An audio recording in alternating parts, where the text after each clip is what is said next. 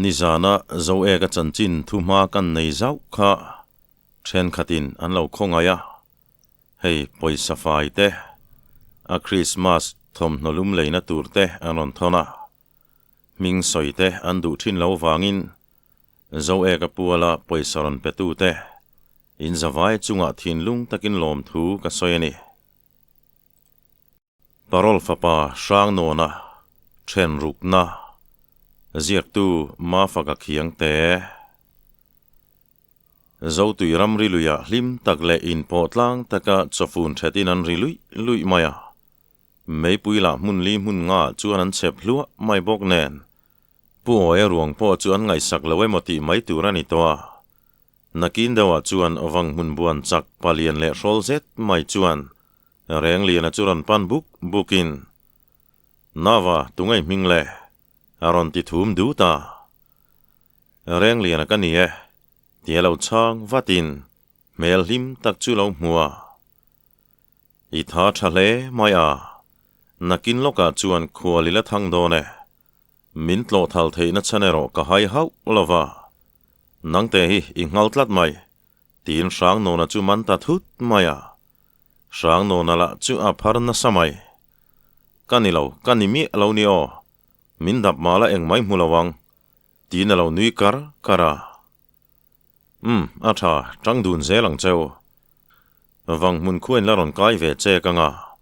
chuti huna chuan khoya nge pubual zowa in hi in la ron ti don nia ka du zong takin ni tia nui hukin vaibel chuan pak ve tula zo tuilam mi te zok chuan makan tia khatiang boi nuai kara khan ne nan chan na bul kha hrehlom hek lo le sang no na te thian dun chu an melan mel to maya tluang taka ho tura du sak nain hlan ton chungin mani kholam ve chu an pan ta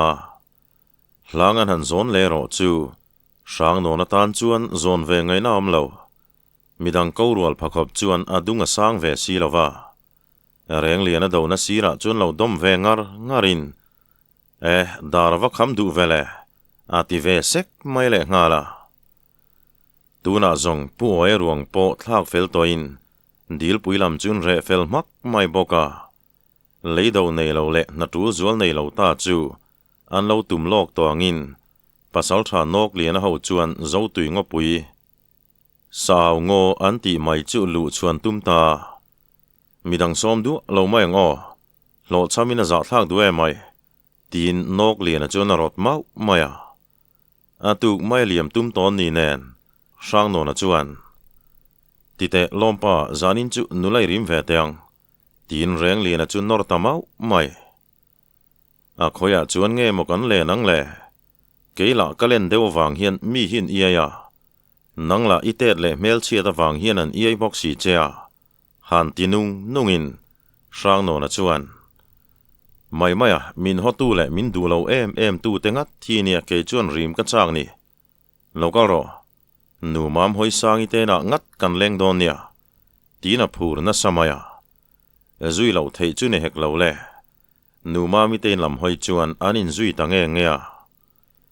zan thim hnuai phei chuan pa fa te po hin ang lek zo ka karlova chuan an len na tur kot kai chu thlengin anan thlek deuh chuan in leng anom nualani ti hriat tak hian an lori hama chuat po akul pup hian a hriata thut na tha po kan chang to nang mole en ta che thut na ol pom to lo so kir le mayang tia areng lian na rot lai chuan maya thut na tha chan dan te chu ka hrialom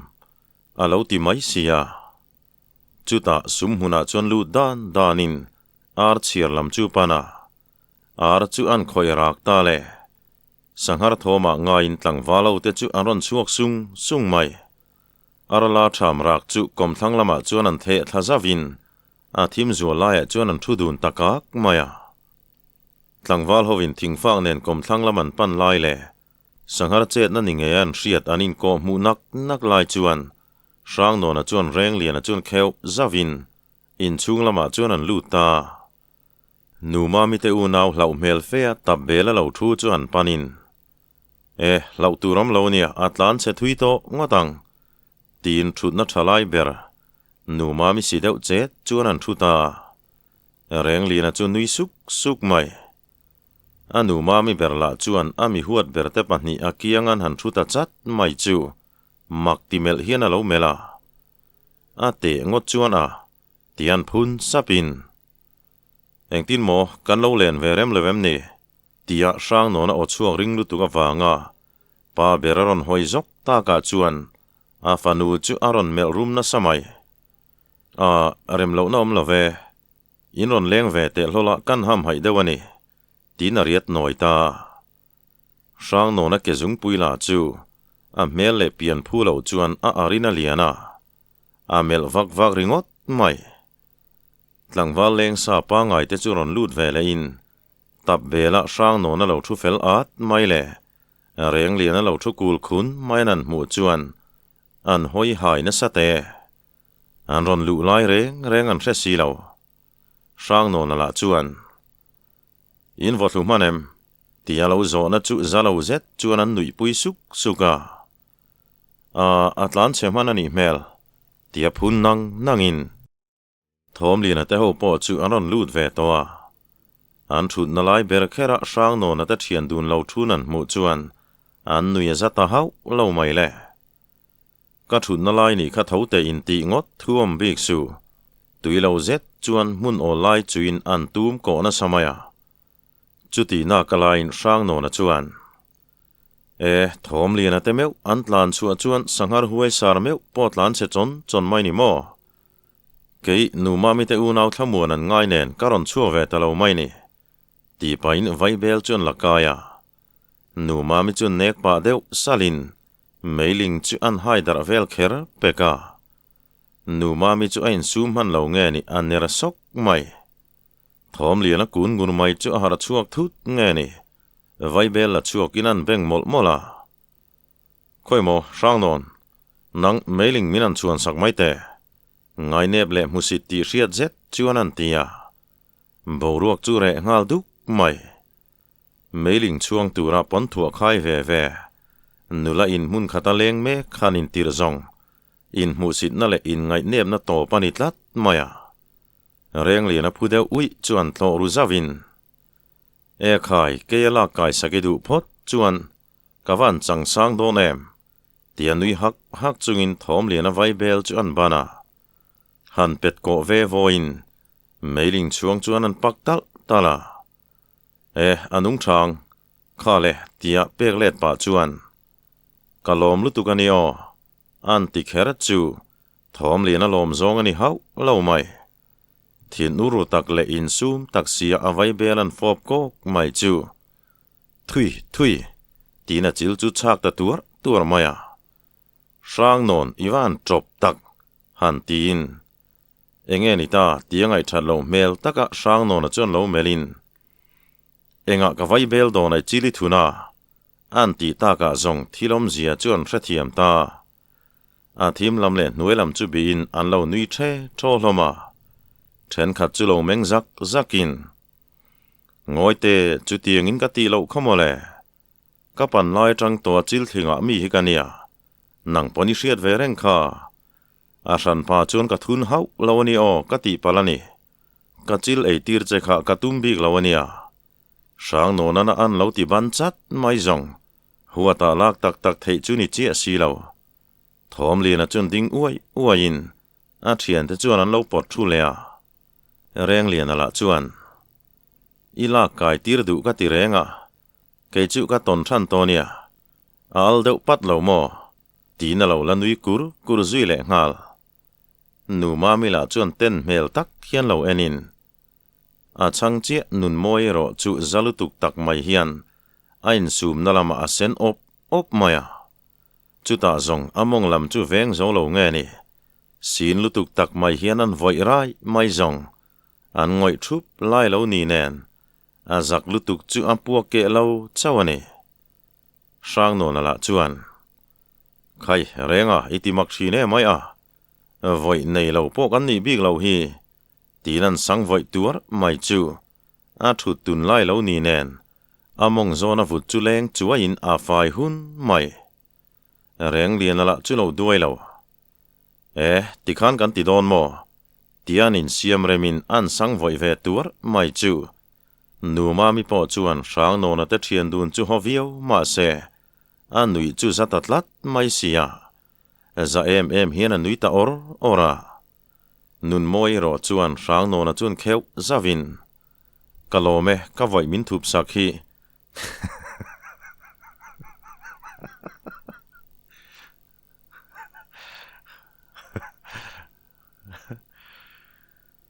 kalome ka voi min thup sakhi ka dam chuin ka thei hil to hau lawang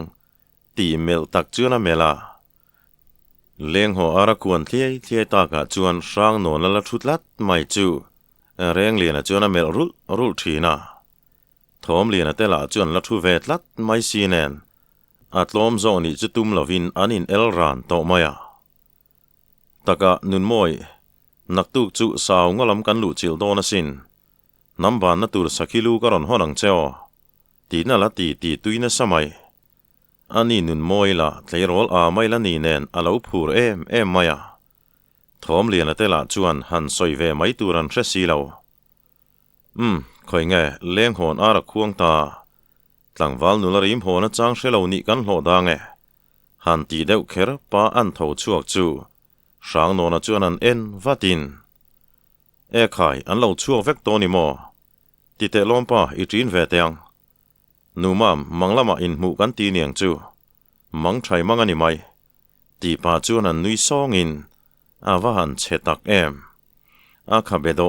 lek te chuan an chiat zia hi ati chiang em maya numa mi chuan ner sokin oi kamu manga chuan mu lo ram cheka lo tum zo ka nge tia zoi te chan pa chuan rum lutuk tak mai hian an mel shoka ma se amel rum ber chu mu tur lo om to si lo tian hoi ko lai chuan rang takalo thun hiam dai sang no na chuan nula hoi vuol nu puitla kanom love thom lian ate nei tok om vel chau I lo ni hi le aron ti thut mai zong phuna salutuk chu a thlok lo chawani reng lian anen chuan nui tlar chungin zolbu lampan chuan an kala thuipon kalma chuan sang mel chia ding teu tin thim zinga tang chuan thom lian a hen aron ti thum ta dut maya sang no na chu akal ngai renga kalin sang non I benga chetem ni tin thom lian a chuan an kuai her soka chu vele sang no na chuan reng lian tlanang tin reng lian a chuan pota kadu lo kan chou lo chewani tin a au ta teng tung maya zolbuk bo bel chu bo liam puatin valu palue phena chuan an birua valu palue chuan enge ni ta Shannon eng thil nge ni ti me klai chuan thom lian ate churon tlan lu tin bo bel chun ron bo liama ka soi sadon khopani tia Shannon churon panin tu mero hlo tling man hau lo mai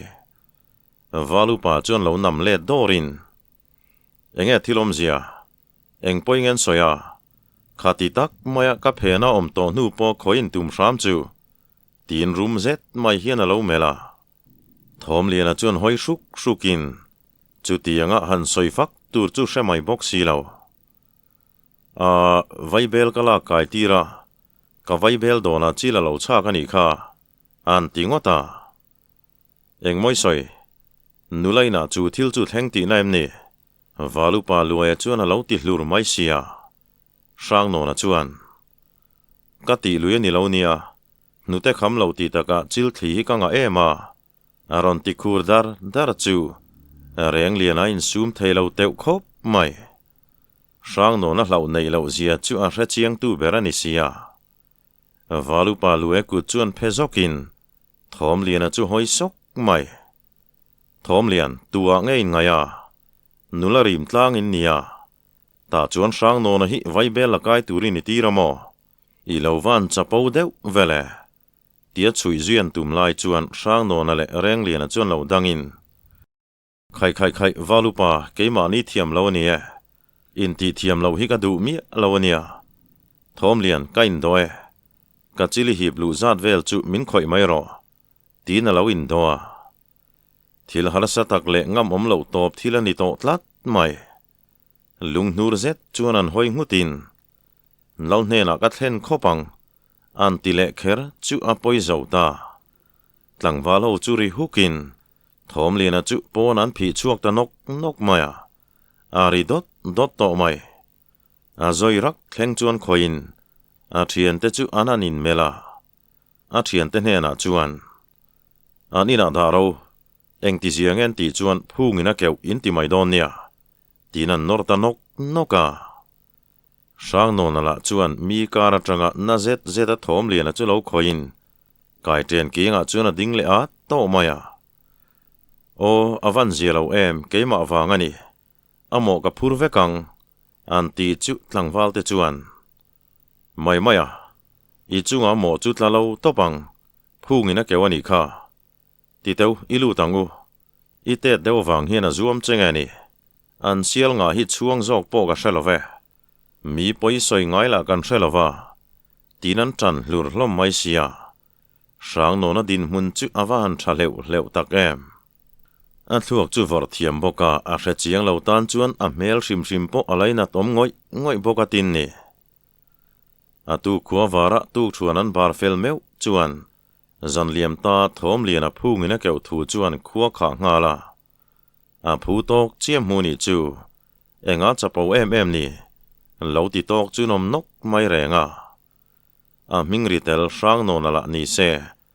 วาร์เทียนปัสสัลชานกเลียนเละวมกาปเนนวมกาปฟปาวมมันเนนอันปังอาจวนสาวงปุยลำหอยจวนอันเลียมได้ตัวทอมเลียนป้าผู้เลียนบูไกรอจวนลุงอ้อยเฮาเล่าไม่ทินอุรตักจวนอ่างตูนินเล่าเนนักเทนโดนาอ่างจวนเทียมโลโจกะมินันชัวชินเซลาตุงเอกันเนียนเชียงจูอาติตูนไม่จูจงกำจวนเล่าสายคูมาเบงจูลุตัดลัดไม่เลียนบูก็จะเก่าตีรินตุงเอนี่จูกับมาเงยเฮียนรอนลันตีรอเซอาเลาติเชอร์ไม่เสียผู้เลียนบูกันเล่าเก่านักคงเละโลตักไม่ดงเซ็ดจงอาทินอุรุจูอาเลาจงนาเดวมาติจูอินเสียเล่าสายคูมาจวนเลียนบูเองตินไม่ทินริมจวนไอเตียกัดไล่เล่าตองเวลามออีฟ้าปัสสาวะเละจับปูนัจูอีลานักเละตีนาเนียงเฮขัวเห็นเหล่ากันในเลยแนมอันจุงอาโรเรลนักเล็กก็งำเหล่าเขาปะเลียนฮิตุงเออมาเสียลเตจุอีเหล่างะเวเฟปอนิมานาคุงเตคุจุโมตูขัดทิลทัวกัชูสักเวกไทเจนีตีเชรอผู้งินะเกี่ยวง่ายเขาปะฟ้าปัจจับวินัยฮิจักเลตูรินียสินบุลเบราจวนิเทียมเหล่าฮีนี่จูปมงมังเจมีวาวจงจงกามิทาเลนี่ไว้จวนเฮขัวจังเห็นกุดเบงินกันหดช่วงตองเจอันติคอลไม่จงมานิตับชักโซลาสเกยจาวะอินหุมเสกังงดจงอันนิตาลาวอาซาเซียเมวจวนผู้เลียนบูกับจูอัตแลนเชนสายน์ไงดามาดิลจูลต่อมาอันลัลสายคูมาปานเนลอมเล็กก้มนวมตักไม่มิตินอังคัดเวกาเอ็นชินตูเซียจูอาเรจียงบอกาอาติโตโลละมาจวนอาทุทักตีร์ตุมจูลุงบังสุตังเล่าอันนี้ละอาเรจียงตูเนียไม่คุบมองเจ็บตักเมวจวนอินลำปานินอาริลรวยรอจูอัตลอมฟัมกิมบิกเลากัสเซียลฮิกติรัลเวกังติจวนกับเปมังเจ้าตุยข้อกางไล่หินุยจุงินกัลทีร์โดนันีเตียพุนบาลินทอมเลียนชังเจียเลียนรู้มาจูปุจนเตคอลมาติรวัดจูตูลินาเชียรวมมันนัจูอาเซียมตาจูไม่นี่กัฟปายอินไว้วุงนานามันเสียลจงฮิรอนกายเวกกรอเซเตียอังตูนินทอมเลียนละมีแต่หมูเละเชียดไทยละมาจวนอาโชคูเรงนังวางจานะกับมาชนฮิอานาซาซินขัวปกันหอยงำโตโดเนมนี่ตีอันอ่านคุมินอัตลมทาร์ตาด้วยบอกแนนมิจะเป้าไตจงรอดเนียมันจูลจางฮิอมทีนแรงอันนี้ตีนเล่าสายคู่มาเละคอนบอลเตโปอันไงชาวิโอมายาทอมเลียนตานจงตุนดินมุนาจวนนูมามิจุเบยเซงำจีนิตาลาวมาเซอาลาเบยดงดูจวงลาวา hun rem chang kalam mu khopang ti nain hum ru treu mai hetianga kholama boruak thalo om thei ching fela anin ngai me klai hian sang no na te hoero chu ngopui chung rila zan ni lai mai riak toin chu chen lu ta chu sate nau deuh han keu ngot mai chu an tlom la ve tum sanga ani thum nia zong mani se muala tin an vak dar ta sang mai vomma nairo silai hol tur nei ve lo ta chu bu nga ka chuan tangin a hoi sek reng maya arei deuh nuwa phei chuan azak ta deuh aniange thingkung sang zet maya chuan lonin ngai ngam tak hian a kak puya moi ta venga sang no na le reng lian tak ngial po kal sang ve in lo cham tum lo tha maya silai nen meu thok chuakin cho chu an la fun zui nen ngopui zau em mai chu an tuam ta sang no na marlam kal po chak tak mai duk parin sanu thar lam han chui zui om chu amutlat lo maya choma do na wa kwal to nu po engma mu lo ta ka chuan beidong takin lungpui chunga chuan an pakaya vai belan beng molin a kama cheto nen nakin dewa zong vai bel chu pak tatal tala chuta ring leng long hian lalnu chong tin ler ramsa zong te thunun tuini tak zet chuan min khongai vela mole kate sia kamel cheboksi salak lama tal rual ka khum ve hi ngai nia han ti lengin aril ru tak chu soya chuta vaibel ek te chun khong thlain akal mabak lam chuan thira apia ruam lam hoi chuan thom nei hau lo hian a pheile ta kortui phim thap ka mai chuan dot khalin a chofun chu a then nga lo a nun moi kianga la khan sakhilu kha alo tiam ve tum sang bok nen chongtin ler ka ti takania ka uang mi alo ni o han ti le in kal thui po hian om zia nei lo top hia tina kir le ta kongchan ve ai thui ma ale le to beise na po nei to lova kir le ni boka thom po dim vak to lova ama ba ka chuan thil phezau hi muin ading ngal chot mai uluk tak chuan an thle ka a thil mu wang chuan alung phu chuin thumron ngal tlukin sajukani zuk chal ki ro puilu tuk mai hi ama nung chon zong chuan alo ding cha polu maya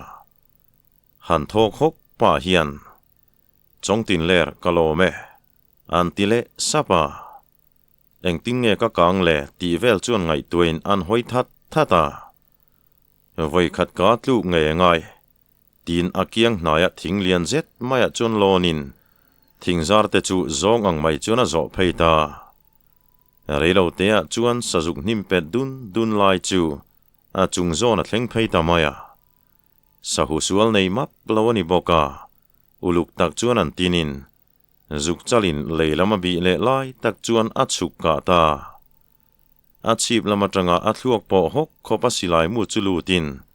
a thluak a ver tlang sok ta ka zong zuk chal chu zuang zokin mautlu khatom vel zet a pai tuang nu chuan a tluta sang no nairo chuan silai han sole ngal molin man mole phim khur takin thinga tang chuan a chukta zuk chal tluk nalam hoi chuan tlan vatin a vatlen chuan alo thi chiang to ngang mai kakap tak ani o tian au chiamin an lam kual vela lalnu chongtin ler nang hi email thaber mai i fel ber bokania te han tilau lavin sajuk ruang chuan tloa anui hok mai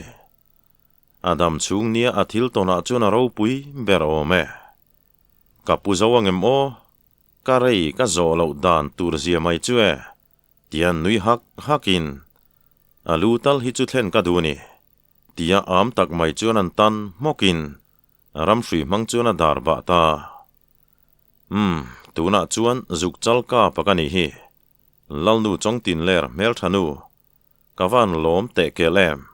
ti vei ham chunga malama pan lai chuan a beisei to hau lo amazona tak mai saki chal zet mai akilor po zunglai aya ke zungpui tia vel tura sei hi ron lolin Sakhi la chu phunasa sang no na po aphuzok mai Sakhi chu in thing hara azuan son rual chi chuan sang no na chuan an hol zui dot peka Sajuklu purboxi abe se na chu sang lo khop mai ma se Sakhi zuang lai chu tla zoi nokin thole tur chuam ta hau lo maya atlue tian nai vatin an bel chiang chu alo thi fel der maya nui hak chungan hoi chuakin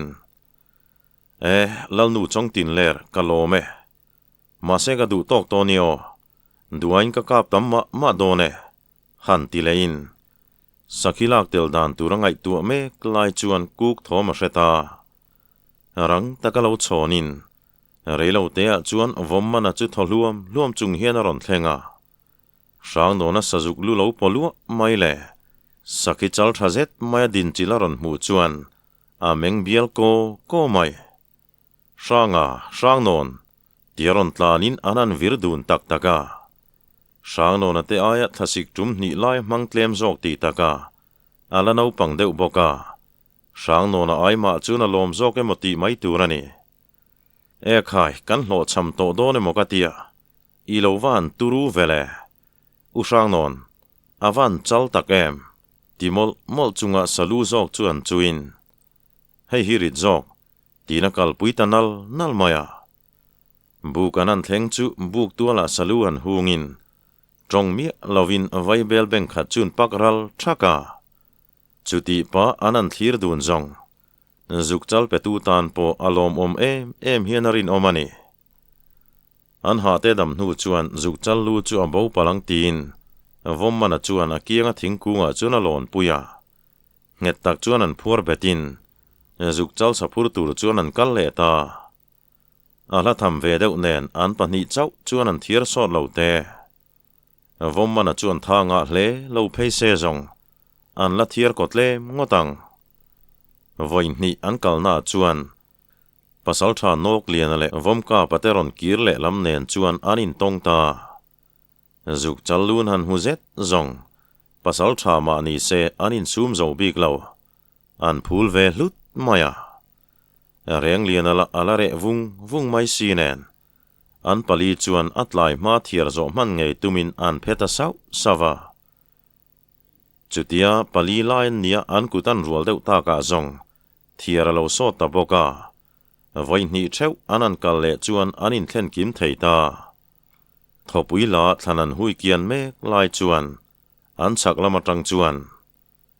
ninom ti thom le thil lumri rum thom chu aronom ta rang tak maya mani silai theu chu chuin anin ring ngal thap mai an buk pia deuh maya chuan ngal chang sum ruk bor tur hi aron tla thatual maya anin ring viau na silai met puak chu anom em lo ve an nu loka chuan areng lian churon lang lolin arit reu ze kani tinaron nui hui maya rang taka sang non le vommana chu lo chevatin an vanhu puita areng lian dar vel chuan enin thuizet aron puni ti chu chiang maya aron thleng chuan zukchal lu chuan muin a thian pa ka ni tian rezet zong sang no na hu phurang nge chuan alom lutuk chuan zuangin vanlam hoi chuan an vorvak mai peka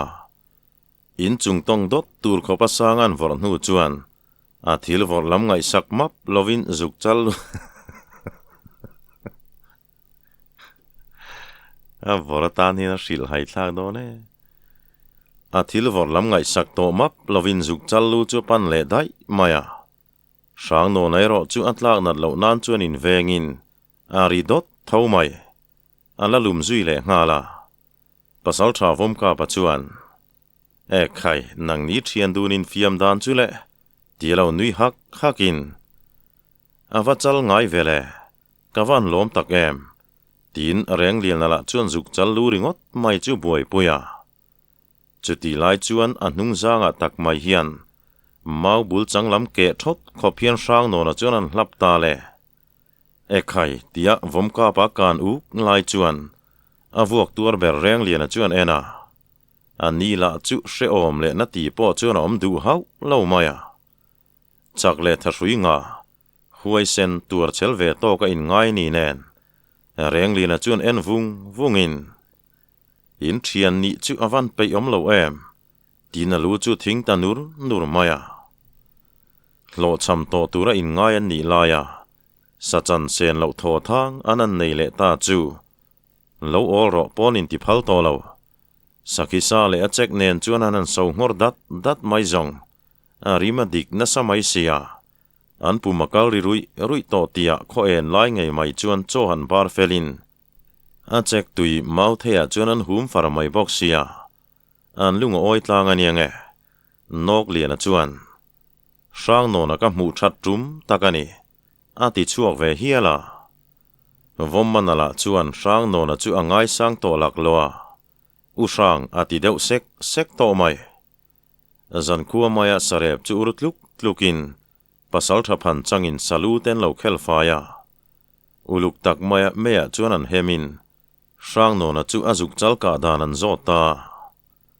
chongtin leri ka dila an ti chu makan ti tlang te wang lo teo tia reng lian an tlo nok po chuan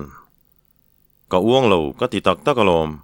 tin chong tin leri dil dan vel chu an soyele nui za boxi le ngai nom ti boxi chuan lo ngai thlain anila chuan do ta bel na samaya la sirim niom tak rim tui tak mai hian min hual vela an ti kual vel phei chu vommana chuan an hara lo len vata atu nileng maya sa chun urle nu chuan kholam hoi turin an in siam ta sanga an phur pori tlang te mà se sa chu sa ngania an kalpui sham ani e sang no na kalkul deuh khan paile khat thin chu reng lian a chuan an nui kurin a rei deuh nuwa zong a thil phur monga chuna dom sakta no pang thian a than zong mi ain kan ha big zel mai don chu ni e an ti kherero chu sang no na trek vetlat mai cheo cái ni piang tlai dai zok han ti arin an rit viona an lim ho hle thungani ko chuan thlen meu chuan thut muan ara khuang fel der towa sang no na le reng lian ngei mai chuan hla do han chamin mi pui po chuan magan ti lo thelo tu o nge tin an in zot supa nun moi la chuan o le sang no na o ni chiang lutuk lo tin anin leng te chuan an oi lo na samai rei lo te chuan no pang tual chai ten pudar kunga kai ten kianga chuan zuk challu chu anan hung taru maya pudar kunga meu po ameng ko mai ngoi teu in uang ani lo mo a fiam thu na chi lo ania an ti tial ruan mai chuan alom zia chu atar lang chiang te rei lo te chuan mei pui chepin salu lo min zain vorta mup maya a mu piang mai te chuan ro pui zia hil fakin lalpo azuk chal ro pui zia thu chuan ron denga khon bol te nen chuan zubel nen in puchuakin a kap tu chu anan en thina tlangwala po an chuan vor berazinga mi ni phahau lo mel che thana thang parol fapa sang nona ve mai khani sia reng lian a thaphe na kalkak ve satli mai kha lo ni nen amu hi lai ka paniange te han tin then khat la chuan amita delaniang ani lo poina benga che ta ni talang lo ti to kan oma then khat la chuan pasal tha te hian an kian ani simang an lo ti boka eng ang point soima se sang no na ka ni na chu bo theitlat to lova salulom zai bo ruak san wang lai tak chuan pudar ku nga chuan dingin kafa pasalu hi ai sak nge ka duwa chuti rualin aran tal tu lama ka pachia zia chin ria kar tuilai pani hi ka talange kan lal le khon bol te tal chuan min kil pui ve don lom ni an ti lau chuan khon bol min chuan chau chuak tatlat mai sang no na zong kanau bi kania keiman se chalin kalo ai sakange aron ti tamaya ngoi te khatia min chet khal ngot mai le ka vok pui ching to hian kan ai turani tin lal sai khu mala chu aron por thara khon bol dang te churon por chho zelin atu khuwa var meu chuan khopum pui hrai na thamran chu atlutatlat mai sia sang no na zuk chal ka lu le reng lian ngal chang ka lu chu mut thiang rualin sang no na te thian dun hlimber ni ni ome heti lai hian lompui ve thei hau lo tu thom lian te thian ho le soi lai te thian ho chu an lo om khoma atu khu lo var chuan pudar ku nga chuan khoi nge tu oi tur nei lo ta chu tia zuk chal lu chuan poluain khuan suar tluan vel chu limpui tu nga em lain huat na le thik na mi ta lo mel tu po anom ve thowa pulian bu ken sum zo lo chuan o avan ha thak mai tak em ifa pain samit delan keu ve dek deka an lo ti zau chuan pudara chuan nui hokin pulian bu ifa pa kana mi del sa tak niel po ka ve to em ni silai nei num ber ni ringot thi aro pui viau lo wasin itar ti anga tan te la mang mai ang kati an ti let zat mai zong a she pha ho chun nui hak mai sia pulian bu ka chu tu mukin in chunga chuna lu rang te zanania lenglen ara khuan al ta ka chuan sang no na le reng lian a chuan an ma ni zui chat tu vom mana chu hruain nu ma mi te run lambok chun pan le ta hei chu nun moi mi chania tia da that sakhilu chu khain loilu chu anan dil da ka phur lo zeta nu ma mi chan na chu umin in chung chun dai lu ta in chung mei enga in leng dang ten an en thap lai chuan nun moi hei oi thil min cha kha hei ai chal chu hol thluk tur ka mungang lawani za thlak deuh ma se inam zonga ban thei der ome karon lu pui ve roi mai ni tin saki chal thazet mai lu chu an lek langa oi a chal thalutuk ilo hon tak ka ring reng ani tin nun moi chu aron leng phei del maya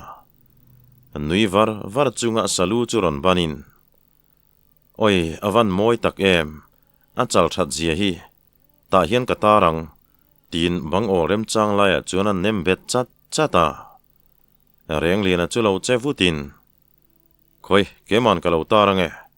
tia an tar sakwa mai zong tleirol mel tha nui moi zet mai chuan an thlekin a lunga oi hlia ti hi chiang maya anu le pa te chu an laron chuak tak deu in leng dang te chu an hoi hai na sain aru ka pe mai tum thom lian ai ro chu asa thiana sapup to maya zanin zong ka thu fu alanga numam hi tlan puya ka som teang apuan mor de ka tum photanga alo ti ril ruk nau veinen sang no na ron lang chuan atum chu ati hlo cham vek donani ti hrethiama chu wangin sang no na ten thut fel nu loka apum nom lo chuan lamin a chuak tanul maya ole tun tum thena tan chuan khati china khan kan du tok lenga then dot lea kanin mule don nia